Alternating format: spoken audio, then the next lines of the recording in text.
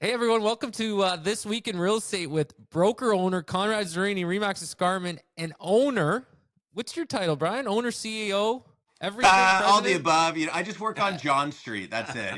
Just John Mission Street. 35 Yeah, Mission Mortgages. 35 Mortgages. Wow, Yeah. but you Wears got a every sprawling single hat. empire, though. Yeah. Like this guy goes from Fort Erie all the way to Oakville. Like he's got offices everywhere. So he's a regional broker, man. Regional I broker. see them. like I that. see them. The green, the Mission 35 green looks awesome. The money green. So how are we doing, guys? So I mentioned, off the top, I said, I got a couple of questions for you guys. So obviously, you've both been at this long term, huge amounts of success.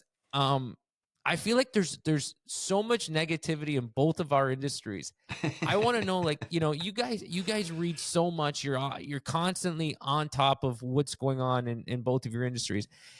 And I feel, sometimes you can walk into a real estate office or walk into a broker's office, and it's just like there's just like these punches of negativity. It's like, oh, did you see this? And rates are that, and doing this. It's like, what would be your advice and how you guys kind of stay positive and avoid those types of distractions of if you're constantly reading the news and it's all negative and what's going on, and it's not just for for you in our industry, but it's also for, personal development, growth, and just feeling good. What do you guys do?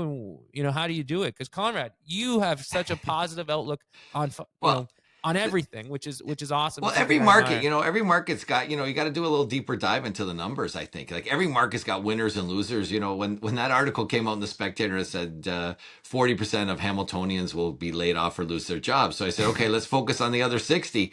Yeah. And Yeah. you know what? The other thing too is like we were all there yesterday. Okay. And we all heard Michael Lee Chin, the famous Michael Lee Chin, and, a business icon in Canada. And one of the weird things he said was that, I follow trends and I'm looking into the future, and demographics is pretty good. And I looked at people that were in their 30s, and I knew that they had to start to think of their kids and saving for their retirement. So I ended up buying wealth management firms. And then I ended up, my ownership in North American wealth management firms was somewhere in the between 20 and 30%, right? Crazy. So, and he outperformed everybody because he knew that was happening. And now he's doing it with nuclear from a power perspective because, and Rob, Brian and I were just talking about AI needs a lot of power. So that kind of thing, clean energy, that kind of stuff, but also, medical, like for medical, nuclear. So that kind, so he's really looking into the future. And I think you can all look into the future, and we all know it. We can feel it. Look, economic uncertainty.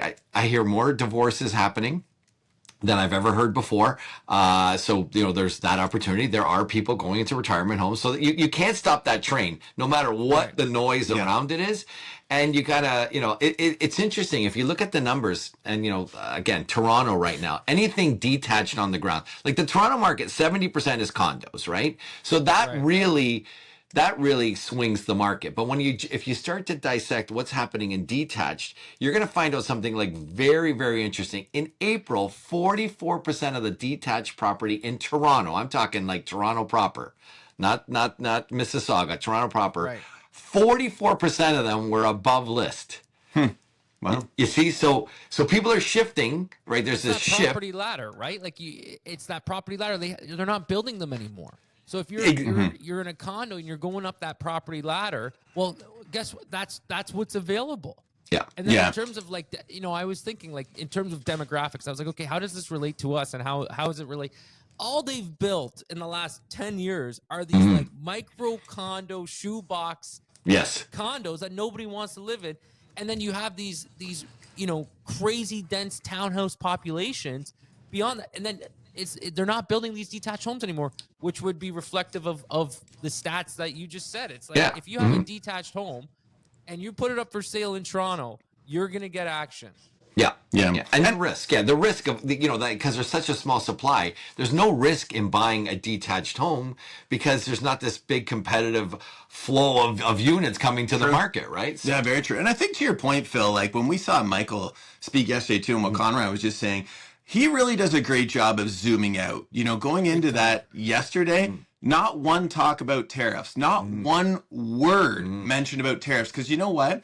That is an economic short-term uncertainty. And when I say short-term, I'm not saying a month or two, could be a year or two.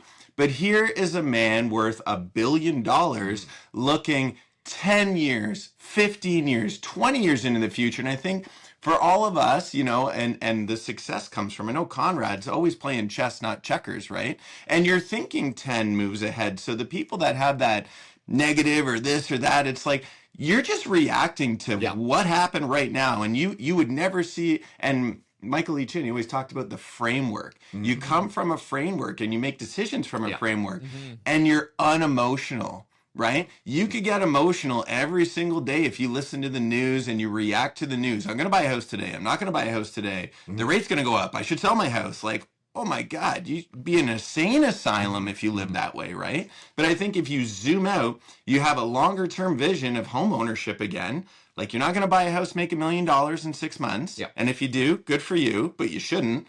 You're going to be a homeowner for 10 years, 15 years, 20 years. And you can weather the inconsistencies in the market. And that's the key element. And then the other thing is you've got demographics is not on your side.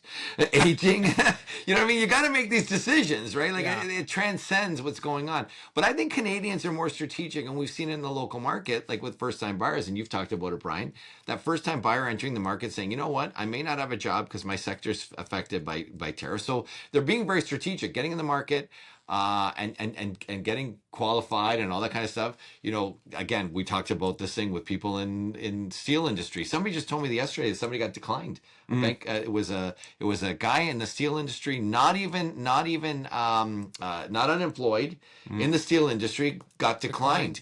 Yeah, and for no reason, right? Great credit and all that kind of stuff. This happened to me in 2023 when I bought my place in Burlington. They said you're a real estate agent. Your income is going to be highly affected by what's going to happen next year, and they declined me. And I wow, I've been Phil, I think we weren't. Years. I think we weren't working together then, Phil. That might have been the issue. Okay, just. Did you go to a professional? But I did, Like I can 100% relate to. I was like, "Are you guys kidding me? This is unbelievable." Well, it's an interesting time. You know what? When it comes down to interest rates as well, too, we have our relationship managers from the lenders now saying, "Listen, call us every day because the risk appetite is changing every single day." Right now, like the stock market. Yeah, honestly, they're saying, and the banks will raise rates a little bit, drop rates a little bit. We went from a week ago talking about, they're not going to drop rates to now there's a 65% chance of a quarter point drop next week. Like, it's such a volatile market right now when it comes down to those things. You know what? It's crazy times. Like, we go through this whole COVID market. And then we chase these interest rates up, and it's like, and then we finally feel some type of normalcy. It's like, and that's just how it's like, oh my, we can breathe. You know what's funny too? Because you just said it right there, the whole COVID thing. It's funny to watch this unfold now, right? Because everybody who had a 2% interest rate, so much worry over nothing. Because you know what? 5 years later, what are you renewing at? 3.99, 4%. Sure, that's double, but guess what? You paid off tens of thousands of dollars of principal. Like, you are like, there is no, like, really, if you were in trouble, you were in trouble because of not interest rates. You're in trouble because of over leverage, overspending, just typical types of things, unfortunately, right? But it is very funny to see that the rates did shoot up, but now, yes, they're higher, but not as much as everybody was concerned about. But Phil, you made a great point though about the market. This was going to be our breather because it started in October. Like, you got to look at the trend lines. The October unit sales, November, December were amazing. Even January beat last January 2024. So we were up over in October. We were up over 23.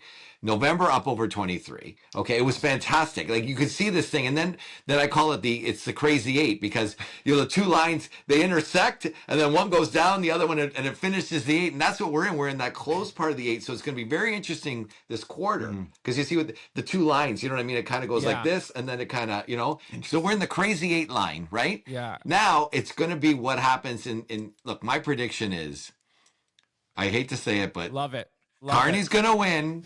They're going to, and what's going to, they're going to wait till the bitter end, right after a week or two in office. He's going to negotiate with Trump. It's all going to go away, and you're going to see this love of Carney. Because if they go too early, because if they want Carney to win, if Trump does legitimately, he'll go, and he does. So if that's legit, he ain't going to do nothing because, again, I don't know if you see the polls today. So 60% of Canadians say we want a prime minister that can negotiate with Trump.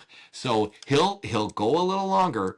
He solved a lot of issues yesterday. Like, come on, that guy got bitch slapped by the world. I hate to say it. We're gonna cut that part out. But anyway, like, come on, what was it? Was he negotiating? What was it? Then he's backing off, and the bond has gone ballistic, right? Yeah. Bond has gone ballistic in the U.S.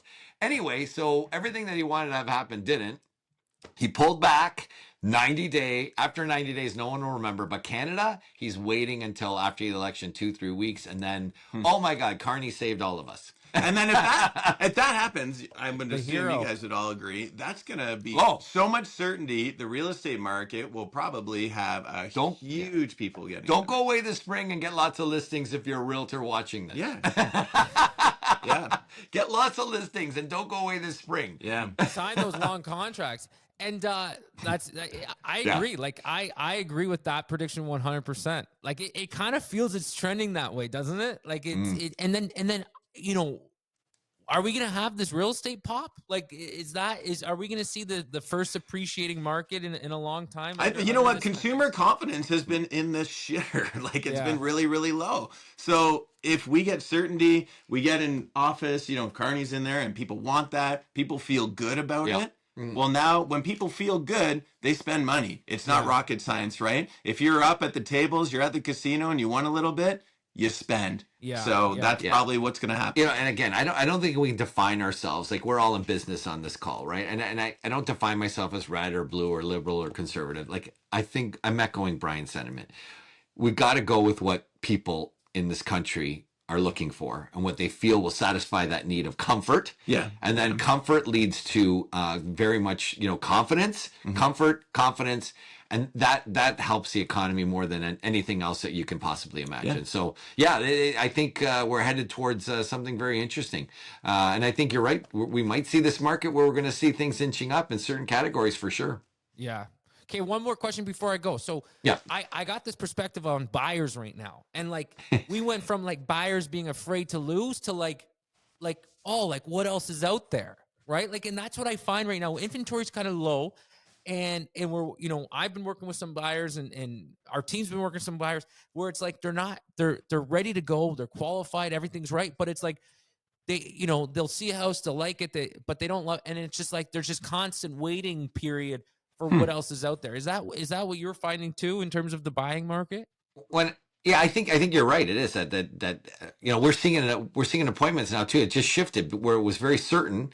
We had the lowest amount of appointments per sale. Now it's kind of everybody's just kind of got this cautious optimism, let's say, and just kind of doing it. I think they need something to push them. Like at the end of the day, they need something dramatic. Like I think if I was a realtor today and yesterday with the the pullback on 90 days for tariffs, I'd be yelling that from the rooftop, saying, "Look, guys, this thing might go away, but relatively quickly." Yeah, like it's just you might see this go away. Like you're getting all these CEOs saying, we can't manufacture iPhones in the U.S. It's not even possible. The skill set, it would take us decades and decades. So now the realism is coming into the market. I think now it's a matter of the smart money.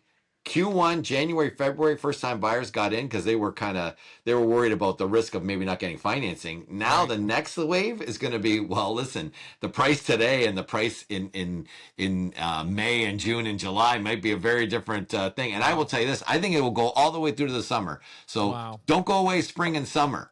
Enjoy the Masters this weekend because then after you can stay home on your couch, watch the Masters. Because after this, believe me, after the election, you'll see a lot of certainty. You'll see some comfort and confidence. Yeah. Certainty, comfort, and confidence. Well put. Yeah. Okay, awesome, guys. We'll leave it there. Thanks,